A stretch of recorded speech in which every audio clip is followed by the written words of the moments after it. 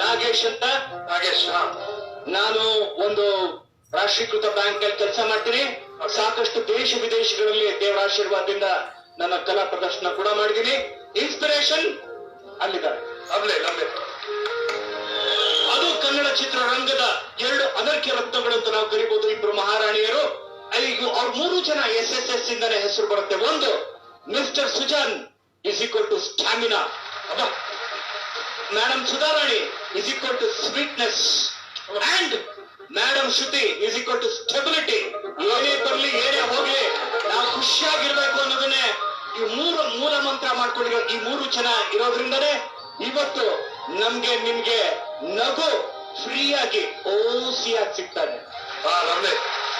8 ತಿಂಗಳ ಒಂದು ನಮಗದೊಂದು ಸುದೀರ್ಘ ಸಮಯ ಅಂತಾನೆ ಹೇಳ್ಬೋದು. 8 ತಿಂಗಳ ನಾವೆಲ್ಲ ಕಳೆದಿದ್ದು ಒಂದು 8 ಜನ್ಮ ಕಳೆದಂಗಿತ್ತು. ಇಟ್ ವಾಸ್ ನಮ್ಮ ಎಲ್ಲರಿಗೂ ಒಂದು ದೊಡ್ಡ ಸಜಾ.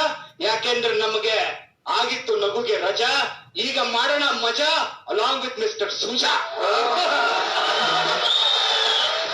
Thank you sir.